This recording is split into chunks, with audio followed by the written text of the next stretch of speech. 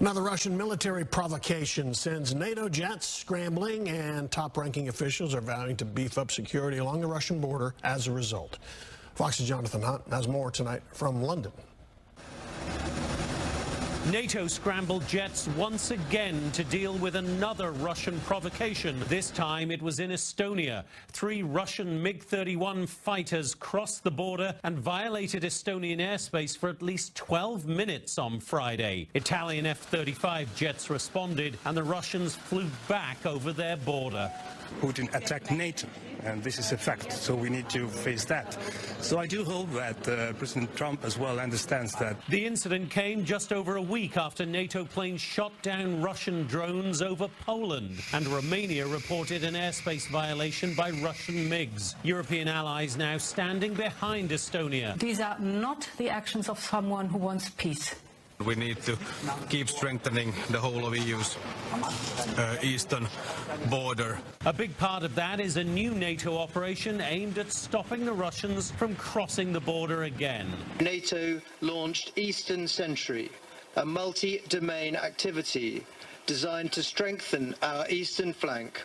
Meanwhile, as the fighting grinds on, President Trump is still pushing an economic solution, telling world leaders to stop buying Russian oil, claiming it's the fastest way to end the war. If the price of oil comes down, Putin's going to drop out. He's going to have no choice. He's going to drop out of that war. Estonia and the other Baltic states are seen as the most likely targets if President Putin decides to expand the war into NATO countries.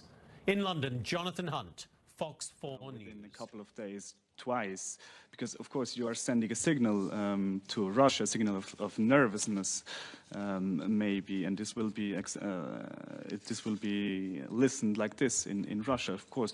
And the more practical question about the incident in Estonia: what can you tell us about the Russian fighter jets? Were they armed actually in this moment? Thank you. Well, to begin with your first question, I think these 2 Article 4s are both warranted. And it had to do first with the impact of the drone threat to Poland. This was a multiple amount of drones, so this was different from some other incursions. So I think it was totally clear that the Polish government had to invoke Article 4, and I think it was very useful. And also here, when it comes to Estonia, last Friday, when you look at the location and the duration of the presence of these MiG-31 in Estonian airspace, I think it is absolutely warranted that we had this Article 4 consultation.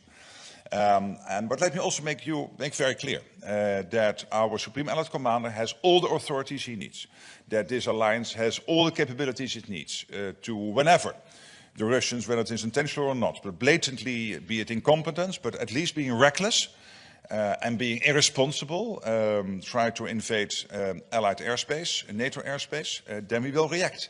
They know, and we will defend ourselves. There's no doubt.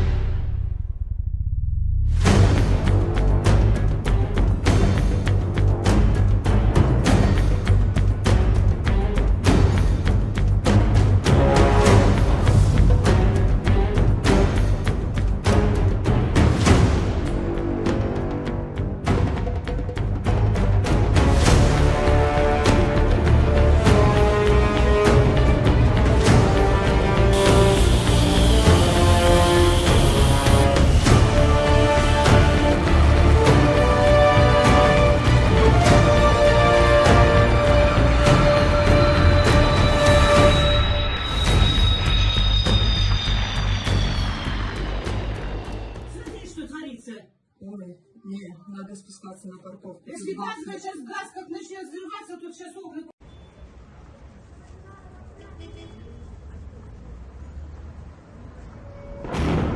Твою мать, хуя себе, блядь.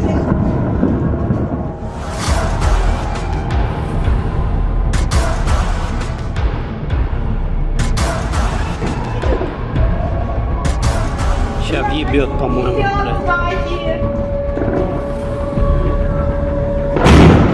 Твою мать, хуя себе, блядь.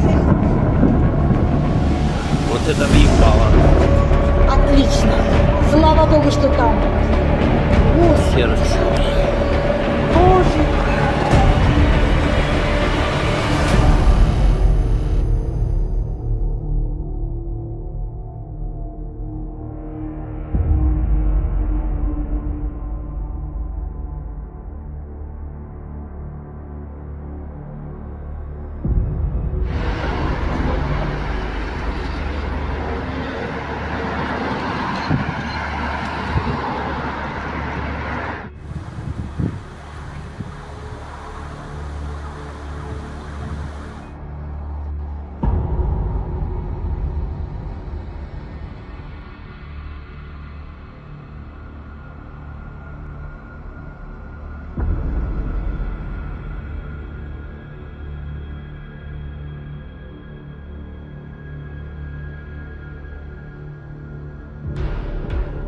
The facts are simple.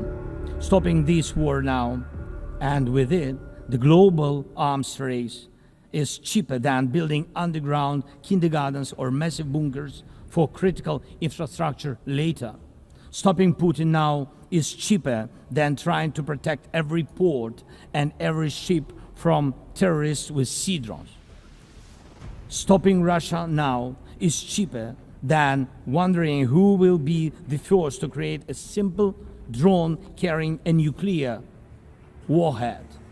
So we must use everything we have together to force the aggressor to stop. And only then do we have a real chance that this arms race will not end in catastrophe for all of us. If it takes weapons to do it, if it takes pressure on Russia, then it must be done. And it must be done now. Otherwise, Putin will keep driving the war forward wider and deeper. And we told you before, Ukraine is only the first, and now Russian drones are already flying across Europe, and Russian operations are already spreading across countries, and Putin wants to continue this war by expanding it, and no one can feel safe right now. So first, we are now building a new security architecture for ourselves. More than 30 countries are already part of our coalition, and we are strengthening army, launching joint weapons production with partners, and defining financial commitments for defense in a way that could become a security model for any other nation. If security guarantees work for Ukraine, something more than just friends and weapons, it will mean that people were able to make national security not a privilege for a few nations, but a right for everyone. Second, we are ready to make our modern weapons become your modern security, your modern weapon. And we have decided to open up arms exports. And these are powerful systems tested in a real war when every international institution failed. And we are also ready to grow our defense production together with strong partners so that their protection is modern and reliable. You don't need to start this race from scratch. We are ready to share what has already proven itself in real defense. But in the end, peace depends on all of us, on the United Nations. So don't stay silent while Russia keeps dragging this war on. Please speak out and condemn it. Please join us in defending life and international law and order. People are waiting for action. Thank you so much. Slava Ukraini!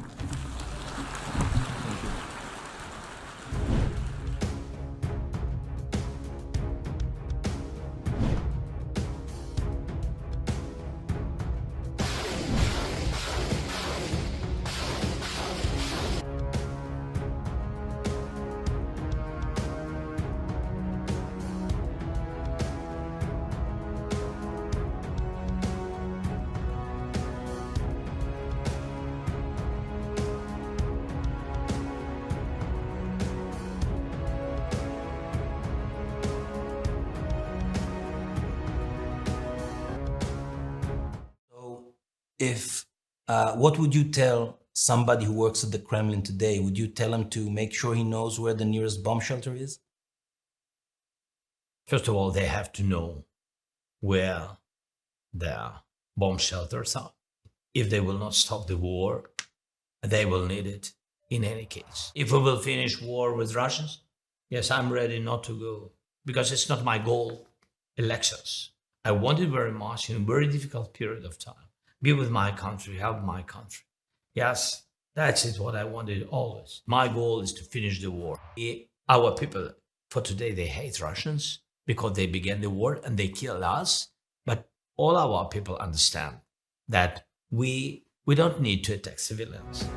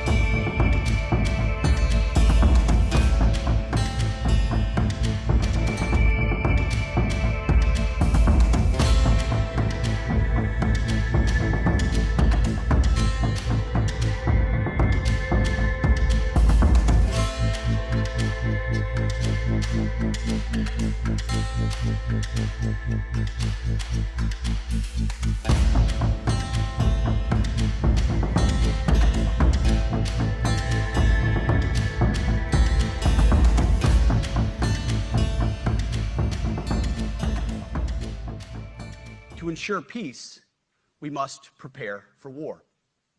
From this moment forward, the only mission of the newly restored Department of War is this: warfighting. Preparing for war and preparing to win. Unrelenting and uncompromising in that pursuit. Not because we want war, no one here wants war. But it's because we love peace. We love peace for our fellow citizens. They deserve peace, and they rightfully expect us to deliver it. Our number one job, of course, is to be strong so that we can prevent war in the first place. The president talks about it all the time. It's called peace through strength. And as history teaches us, the only people who actually deserve peace are those who are willing to wage war to defend it.